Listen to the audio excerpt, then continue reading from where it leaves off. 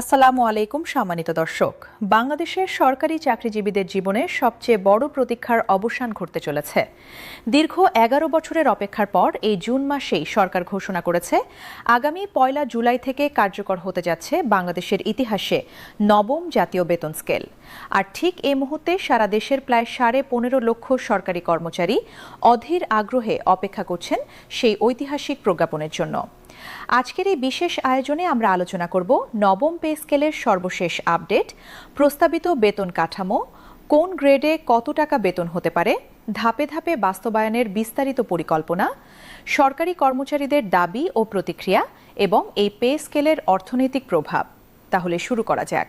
প্রিয় দর্শক, প্রথমে আমরা একটু পেছনে ফিরে তাকাই। ১৯৭৩ সালে স্বাধীন বাংলাদেশে প্রথমবারের মতো জাতীয় বেতন স্কেল ঘোষণা করা হয়। তারপর থেকে ২০১৫ সাল পর্যন্ত মোট ৮টি বেতন কাঠামো দেশে কার্যকর হয়েছে। নিয়ম অনুযায়ী প্রতি ৫ বছর অন্তর অন্তর নতুন বেতন স্কেল আসার কথা। সেই হিসেবে ২০২০ সালেই নবম পে স্কেল ঘোষণা হওয়ার কথা ছিল, কিন্তু করোনা মহামারী, বৈশ্বিক অর্থনৈতিক সংকট এবং দেশের রাজনৈতিক পট পরিবর্তন সহ নানা জটিলতায় সেটি আর সম্ভব হয়নি। ২০২৪ সালের ৫ই আগস্ট দেশে পট পরিবর্তনের পর অন্তর্বর্তীকালীন সরকার ক্ষমতায় আসে। এরপর থেকেই নবম পে স্কেলের দাবি জোরালো হতে থাকে। সরকারি কর্মচারীরা বিভিন্নভাবে আন্দোলন, স্মারকলিপি এবং কর্মবিরতির মাধ্যমে তাদের দীর্ঘদিনের ন্যায্য দাবি তুলে ধরতে থাকেন। এই পরিপ্রেক্ষিতে অন্তর্বর্তীকালীন সরকার ২০২৫ সালে গঠন করে জাতীয় বেতন কমিশন। কমিশনের সভাপতি হিসেবে দায়িত্ব পালন করেন সাবেক অর্থ সচিব জাকির আহমেদ খান। মোট ২৩ জন সদস্য নিয়ে গঠিত এই কমিশন দীর্ঘ কয়েক মাস ধরে কাজ করে এবং ২০২৬ সালের ২১শে জানুয়ারি প্রধান উপদেষ্টার কাছে তাদের চূড়ান্ত প্রতিবেদন জমা দেয়। সম্মানিত দর্শক, এবার আসা যাক সবচেয়ে গুরুত্বপূর্ণ প্রশ্নে। নবম পে স্কেলে বেতন কতটা বাড়তে পারে? কমিশন সূত্রে জানা গেছে, প্রস্তাবিত নতুন বেতন কাঠামোয় মূল্যস্ফীতি ও জীবনযাত্রার ব্যয় বিবেচনায় নিয়ে সরকারি চাকরিজীবীদের বেতন গড়ে প্রায় ১০৫% বৃদ্ধির সুপারিশ করা হয়েছে। এর মানে হল বর্তমানের তুলনায় প্রায় দ্বিগুণেরও বেশি বেতন পাবেন সরকারি কর্মচারীরা। সবচেয়ে বড় সুসংবাদ রয়েছে নিম্ন গ্রেডের কর্মচারীদের জন্য। বর্তমানে ২০তম গ্রেডে একজন কর্মচারীর মূল বেতন মাত্র ৮,২৫০ টাকা। এই টাকায় আজকের দিনে ঢাকা শহরে একটি পরিবার চালানো কার্যত অসম্ভব।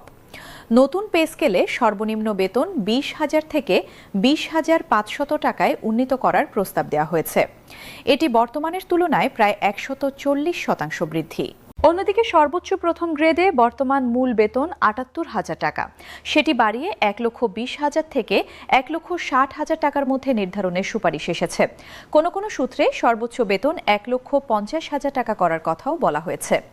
বর্তমানে সর্বনিম্ন ও সর্বোচ্চ বেতনের ব্যবধান ছিল ১:৯.৪। নতুন প্রস্তাবে সেই ব্যবধান কমিয়ে ১:৮ করার কথা বলা হয়েছে, যার মাধ্যমে বেতন বৈষম্য অনেকটাই কমে আসবে। আরেকটি গুরুত্বপূর্ণ বিষয় হলো গ্রেড সংখ্যা। বর্তমানে ২০টি গ্রেড রয়েছে। নতুন কাঠামোতেও ২০টি গ্রেড বহাল রাখার সুপারিশ করা হয়েছে।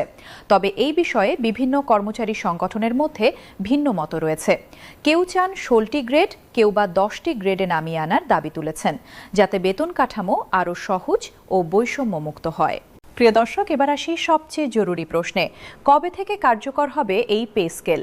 যুগান্তর পত্রিকার সর্বশেষ প্রতিবেদন অনুযায়ী আসন্ন ২০২৬ থেকে ২০২৭ অর্থবছরের প্রথম দিন অর্থাৎ আগামী ১ জুলাই থেকেই কার্যকর হতে যাচ্ছে সরকারি চাকরিজীবীদের বহুল প্রতীক্ষিত নবম জাতীয় পে স্কেল। ঢাকা ট্রিবিউন এবং দৈনিক ইত্তেফাকেও এই তথ্য নিশ্চিত করা হয়েছে। তবে এখানে একটি গুরুত্বপূর্ণ তথ্য জানা দরকার। সরকার একযোগে সম্পূর্ণ পে স্কেল বাস্তবায়ন না করে ৩ ধাপে ৩ বছরে বাস্তবায়নের পরিকল্পনা নিয়েছে বলে জানা যাচ্ছে। প্রথম ধাপে আগামী ২০২৬ থেকে ২০২৭ অর্থ বছরে মূল বেতনের একটি বড় অংশ বৃদ্ধি করা হবে। গ্রেড ভেদে এই বৃদ্ধি সর্বোচ্চ ৫০% পর্যন্ত হতে পারে। দ্বিতীয় ধাপে ২০২৭ থেকে ২০২৮ অর্থ বছরে অবশিষ্ট মূল বেতন সমন্বয় করা হবে। তৃতীয় ও চূড়ান্ত ধাপে ২০২৮ থেকে ২০২৯ অর্থ বছরে বাড়ি ভাড়া, চিকিৎসা, যাতায়াত এবং অন্যান্য সব ভাতা নতুন কাঠামো অনুযায়ী একযোগে কার্যকর করা হবে। অর্থ মন্ত্রণালয়ের সচিব কমিটি এই মুহূর্তে একটি গুরুত্বপূর্ণ বিষয় নিয়ে কাজ করছে। ইতোমধ্যে যেসব কর্মচারী 10% মহার্ঘ ভাতা পাচ্ছিলেন, নতুন পে স্কেলে মূল বেতন নির্ধারণের সময় সেই ভাতা কিভাবে সমন্বয় করা হবে সেটি এখনও চূড়ান্ত হয়নি। এটি একটি স্পর্শকাতর বিষয়, কারণ এই সমন্বয় পদ্ধতির ওপর নির্ভর করছে অনেক কর্মচারীর প্রকৃত আয় বৃদ্ধির পরিমাণ। সম্মানিত দর্শক, এবার আসি অত্যন্ত তথ্যবহুল একটি অধ্যায়। এই পে স্কেলের অর্থনৈতিক প্রভাব কেমন হতে পারে। বিশেষজ্ঞরা বলছেন, নতুন পে স্কেল শুধু সরকারি কর্মচারীদের ব্যক্তিগত আয়ের বিষয় নয়, এটি দেশের সামগ্রিক অর্থনীতির সাথে গভীরভাবে সম্পর্কিত। একদিকে সরকারি কর্মচারীদের ক্রয় ক্ষমতা বাড়লে দেশের অভ্যন্তরীণ বাজারে চাহিদা বৃদ্ধি পাবে, বাড়বে ভোগ ব্যয়, যা অর্থনীতির চাকাকে সচল রাখে। অন্যদিকে বিশেষজ্ঞদের একটি অংশ সতর্ক করছেন যে একসাথে এত বড় পরিমাণ অর্থ বাজারে ছেড়ে দিলে মূল্যস্ফীতি আরও বাড়তে পারে। এই কারণেই সরকার 3 ধাপে বাস্তবায়নের পরিকল্পনা করছে বলে ধারণা করা হচ্ছে। বাংলাদেশ উন্নয়ন গবেষণা প্রতিষ্ঠান BIDS এবং জাতীয় বেতন কমিশনের সদস্যরাও এই বিষয়ে বিস্তারিত পর্যালোচনা করেছেন। তারা পরামর্শ দিয়েছেন যে বেতন বৃদ্ধির সাথে সাথে সরকারি সেবার মান উন্নয়ন এবং দুর্নীতি নিয়ন্ত্রণেও বিশেষ নজর দেওয়া প্রয়োজন। প্রিয় দর্শক, এখন একটি গুরুত্বপূর্ণ প্রশ্নের উত্তর খোঁজা যাক। পেনশনভোগীরা কি এই পে স্কেল থেকে সুবিধা পাবেন?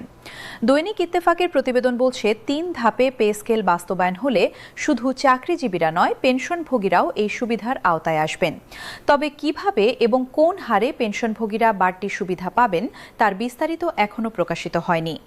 এটি একটি অত্যন্ত গুরুত্বপূর্ণ বিষয়, কারণ দেশে লক্ষাধিক পেনশনভোগী রয়েছেন যারা প্রতি মাসে সরকারি কোষাগার থেকে পেনশন পেয়ে থাকেন। এবার আসুন আরও একটি প্রাসঙ্গিক বিষয় নিয়ে আলোচনা করা যাক। এমপিওভুক্ত শিক্ষক ও কর্মচারীরা কি পে স্কেলের সুবিধা পাবেন? বাংলাদেশে প্রায় 5 লক্ষের বেশি এমপিওভুক্ত শিক্ষক ও কর্মচারী রয়েছেন যারা সরকারি অনুদানে বেতন পান।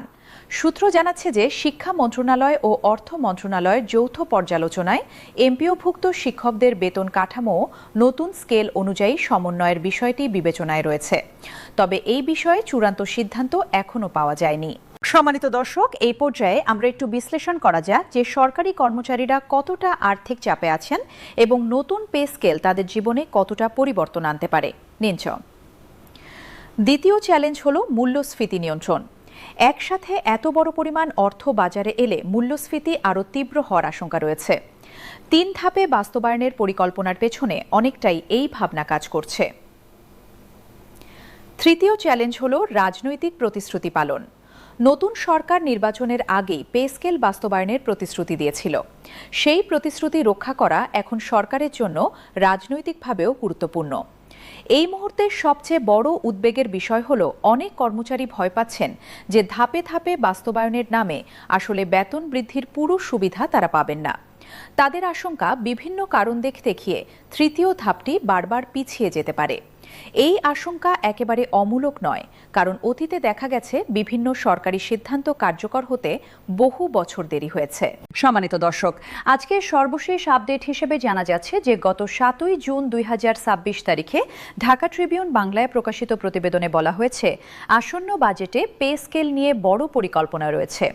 বাজেট বক্তৃতায় 1 জুলাই থেকে নতুন বেতন কাঠামো কার্যকরের আনুষ্ঠানিক ঘোষণা আসতে পারে বলে একাধিক সূত্র ইঙ্গিত দিচ্ছে।